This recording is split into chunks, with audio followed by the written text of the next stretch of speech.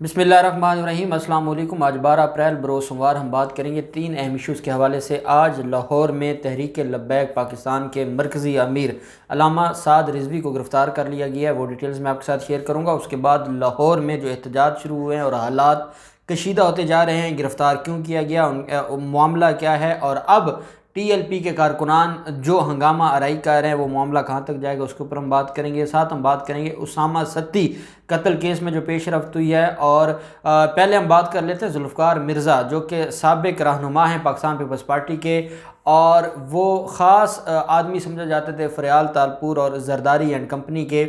उनके ख़िलाफ़ एक मुकदमा दर्ज हुआ था और ये मुकदमा बदीन में दर्ज हुआ था। पुलिस स्टेशन पर हमले का ये मुकदमा था और 2015 में ये मुकदमा दर्ज किया गया था। जुल्फ़िकार मिर्ज़ा के साथ 51 और लोग थे जिन पर यह मुकदमा दर्ज किया गया था। इंसदाद दहशतगर्दी की अदालत इस केस की समाअत कर रही थी। 6 साल के बाद आज जुल्फ़िकार मिर्ज़ा बाइज़्ज़त बरी हो गए हैं और इंसदाद दहशतगर्दी अदालत ने यह फ़ैसला दिया है कि जुल्फ़िकार मिर्ज़ा तो दहशतगर्द था ही नहीं, ना ही तो वो किसी के कत्ल में मुलव्वस था, ना ही वो किसी इक़दाम कत्ल के मामले में मुलव्वस था। वो तो बिल्कुल शरीफ नफ्स था और उनके ख़िलाफ़ जो एलिगेशंस थे या उनके ख़िलाफ़ जो एविडेंस थी वो सारी की सारी झूठ का पलंदा है, उसमें कोई भी हकीकत नहीं है। ये आज फ़ैसला आया है बदीन की इंसदाद दहशतगर्दी की अदालत का और जुल्फ़िकार मिर्ज़ा भी क्लीन चिट लेकर अदालतों से बरी हो गए हैं। बाइज़्ज़त बरी वर्ड इस्तेमाल होगा, बाइज़्ज़त बरी हो गए हैं जुल्फ़िकार मिर्ज़ा और उनके साथ 51 साथी। साथ हम देखते हैं ये है बड़े लोगों के फ़ैसले और ये है बड़े लोगों के ख़िलाफ़ जो फ़ैसले आते हैं किस तरीके से अदालतें उनको रिलीफ़ देती हैं। दूसरी तरफ हम ये देखते हैं उसामा सत्ती कत्ल केस, ये वो मासूम लड़का है जो यूनिवर्सिटी का स्टूडेंट था और जिसको पुलिस वालों ने कत्ल कर दिया था और पहले उसको दहशतगर्द बनाने की कोशिश की।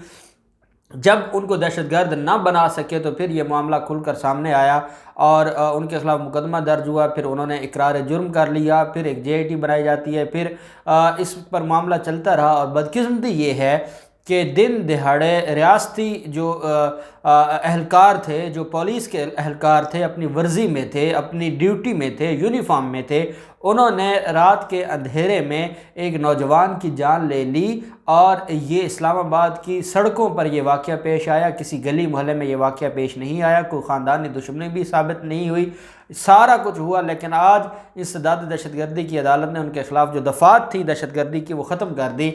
अगर ये दहशतगर्दी नहीं है तो फिर आप इसको क्या लफ्ज़ देंगे या इसके लिए कौन सा लफ्ज़ इस्तेमाल करेंगे। मैं समझता हूँ कि उसामा सत्ती कत्ल केस में जो दहशतगर्दी की पहली डेफिनेशन है जो एंटी टेररिज्म एक्ट में हमें पढ़ने को मिलती है, या फिर आसिफ सईद खोसा साहब ने अपनी एक जजमेंट में जो दहशतगर्दी की डेफिनेशन की थी, दोनों डेफिनेशंस पर उसामा सत्ती केस पूरा उतरता है। लेकिन क्योंकि वो पुलिस वाले थे और पुलिस वालों को आज तक कभी भी उनको सज़ा नहीं मिल सकी, चाहे वो मॉडल टाउन सानिया हो, चाहे वो साहिवाल सानिया हो, चाहे वो ये मामला हो, अगर इनको सज़ाएं मिलती होती तो दिन दिहाड़े या रात के अंधेरों में इस तरीके से मासूम लोगों की जानें ना लेते, जाली इनकाउंटर के नाम पर लोगों की जानें ना लेते, जुल्म न करते, कत्ल न करते, बर्बरियत न करते, लोगों को ज़ख्मी न करते।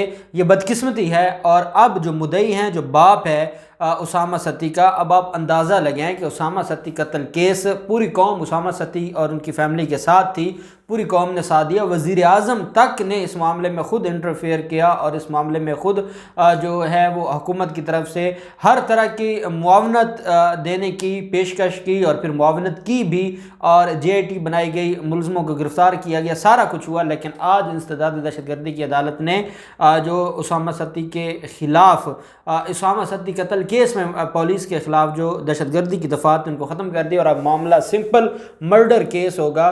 302 का मुकदमा चलेगा सेशन अदालत में। लेकिन उसामा सत्ती के वालिद का ये कहना है कि वो इंसाफ लेने के लिए हाई कोर्ट इस्लामाबाद भी जाएंगे और सुप्रीम कोर्ट ऑफ पाकिस्तान भी जाएंगे। और मैं समझता हूँ कि बहुत ज़रूरी है, अगर 780 ख़त्म हो गया तो मामला कमज़ोर हो जाएगा और ऐसे लोगों को कभी सज़ा नहीं मिल पाएगी। फिर हम देखते हैं तहरीक लब्बैक पाकिस्तान के मरकज़ी अमील अल्लामा साद रिजवी का जो मामला है, उनकी गिरफ़्तारी का मामला है। आज उनको लाहौर से गिरफ़्तार किया गया है। वो एक जनाजे में शिरकत के लिए गए हुए थे और वहाँ से जैसे ही वो फ्री हुए तो उनको गिरफ़्तार कर लिया गया। मामला क्या है? मामला ये है कि जैसा कि आप जानते हैं कि फ़्रांस में रियासती सतह पर हमारे प्यारे पैगम्बर हज़रत मोहम्मद सल्लल्लाहु अलैहि वसल्लम की गुस्ताखी की गई और उसके बाद पूरी कौम और हमारे वज़ीर आज़म और हमारी हुकूमत और जितनी भी मुस्लिम बिरादरी है वो इस बात पर दुखी थी और अपना एहतजाज रिकॉर्ड करवाया।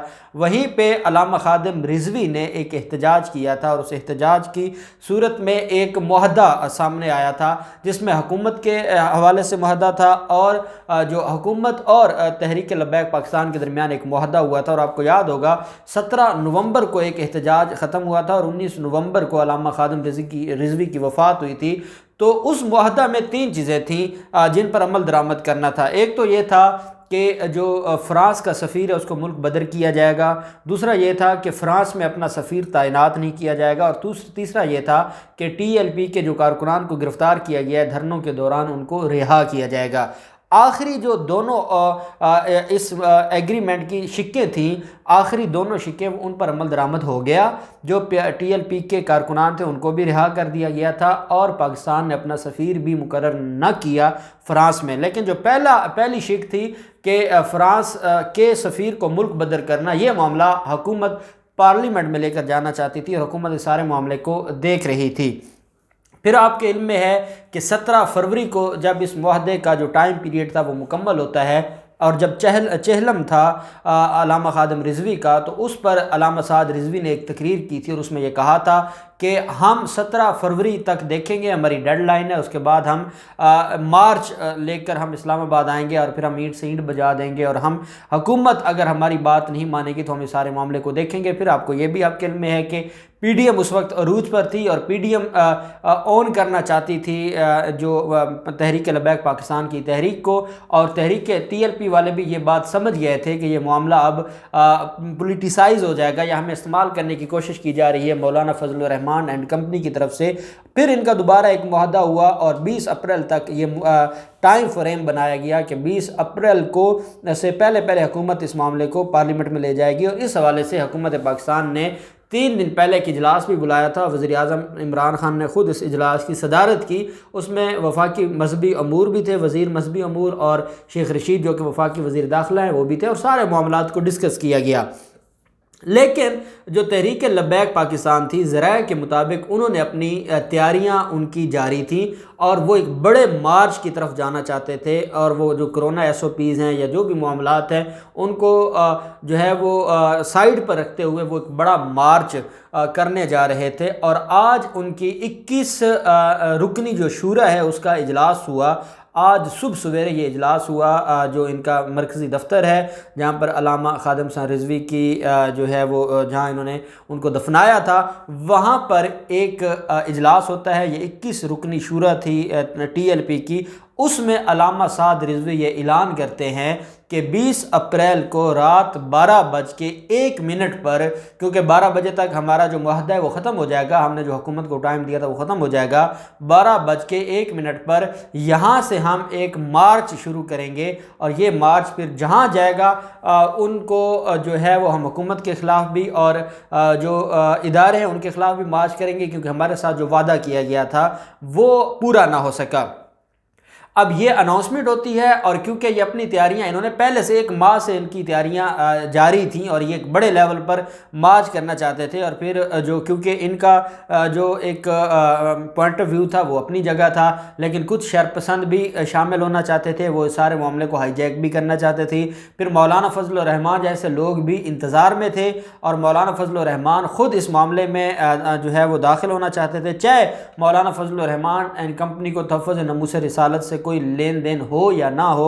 लेकिन उन्होंने क्योंकि हमेशा मज़हब का कार्ड इस्तेमाल किया है और वो हमेशा मज़हब के नाम पर सियासत करना चाहते हैं और ऐसे सेंसिटिव इशू पर वो सियासत में ये समझते हैं कि वज़ीर आज़म इमरान खान की हुकूमत को बड़ा टफ टाइम देंगे या उनके लिए कोई मसाइल पैदा करेंगे। हालांकि जो इश्क़ रसूल है वो वज़ीर आज़म इमरान खान हो या पाकिस्तान का बच्चा इश्क़ रसूल का सर्टिफिकेट लेना तो किसी से ज़रूरी नहीं है, क्योंकि हमारा मुल्क बना ही इसी नारे और इसी अकीदे की बुनियाद बुनियाद पर था, लेकिन जब ये मामलात पोलिटिसाइज होने लग जाते हैं और कुछ लोगों का एजेंडा बन जाता है तो फिर मौलाना फजलुर रहमान एंड कंपनी जैसे लोग इन चीज़ों को इस्तेमाल करते हैं। आप जानते हैं अब जो मामला है, ये मामला क्योंकि अब ये मामला आगे जा रहा था और अल्लामा साद रिजवी को हुकूमत ने इसलिए गिरफ़्तार किया, उनको हिफाजत जो है वो हिरासत में ले लिया ताकि ये मामला मज़ीद ख़राब ना हो, क्योंकि हुकूमत तो कोशिश कर रही है। आगे पार्लियामेंट में आपको पता है जाना है, पार्लियामेंट में जो अपोजिशन है वो कभी नहीं चाहेगी कि कोई ऐसा मामला हो, वो हमेशा ये चाहेगी कि जो TLP है या हुकूमत है उनके माबैन मामलात ख़राब हों। तो इन मामलात से बचने के लिए और क्योंकि हुकूमत की और रियासत की अपनी एक ज़िम्मेदारी है और उस ज़िम्मेदारी को निभाने के लिए रियासत ने ये कदम उठाया है। और अभी तक ये क्लियर नहीं है कि उनको किस मुकदमे में दर्ज किया गया, क्योंकि उनके खिलाफ मुख्तलिफ मुकदमात पहले से दर्ज थे अल्लामा साद रिजवी के। जब अल्लामा खादिम रिजवी को गिरफ़्तार किया गया था तब से उनके खिलाफ मुकदमात दर्ज थे, लेकिन TLP ने जो है वो एहतजाज शुरू कर दिया है। हंगामा राई लाहौर में शुरू हो गई है, हालात कशीदा हो रहे हैं लाहौर के, और उनका ये कहना है कि हुकूमत ने हमारे साथ बेवफाई की है, हुकूमत ने हमें धोखा दिया है, हुकूमत ने हमें लारे लगा के रखा है, हम उनकी तरफ देखते रहे और हम 20 अप्रैल का इंतज़ार कर रहे थे और हम पूरा हुकूमत को टाइम दे रहे थे, लेकिन हुकूमत ने उससे पहले एक्शन लिया है। हम इस बात की मजम्मत करते हैं और हम अपने कायद को छुड़वाने के लिए और इस मार्च को कामयाब करने के लिए हर हद तक जाएंगे। और मामलात अब जो है वो कशीदा हो रहे हैं और हम दुआ करते हैं कि ये जो मामलात हैं ये कशीदा ना हों और अल्लाह करे कि यह मामला बेहतर तरीके से हल हो जाए।